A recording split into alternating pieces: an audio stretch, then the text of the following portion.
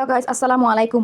আজকে কি রান্না করতেছি এটা আপনাদের সাথে শেয়ার করতেছি। আর আজকে রান্না করব পেঁপে তরকারি। আপনারা দেখতে থাকুন। তো আমি এখানে তেল দিয়ে দিচ্ছি। তো আমি এখানে রসুন দিয়ে দিলাম আগে। তো আমি এখন পেঁয়াজ দিয়ে দিচ্ছি, পেঁয়াজ পাতাও দিয়ে দিচ্ছি, সাথে কয়েকটা কাঁচামরিচ দিয়ে দিলাম। নাড়াচাড়া করে নেব। গুঁড়ো দিয়ে দিলাম, মশলার গুঁড়ো দিয়ে দিলাম, নাড়াচাড়া করে নেব।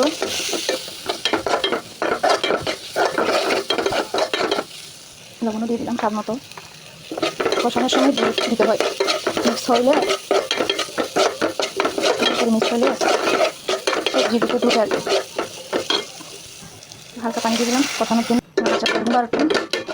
তো আমি কেটে রাখা পেঁপেগুলো দিয়ে দিচ্ছি, নাড়াচাড়া করে নেব। ঢাকা দিয়ে দিলাম, হবে। আমার কষানো শেষ, পানি দিয়ে দিচ্ছি, দিয়ে দিলাম, হবে। গাইস, আমার পেঁপে রান্না শেষ। আমি এখন ধনে পাতা দিয়ে দিব। ধনে পাতা তো আমি সবসময় লাস্ট করে দিই। তো কেমন হয়েছে জানাবেন গাইস।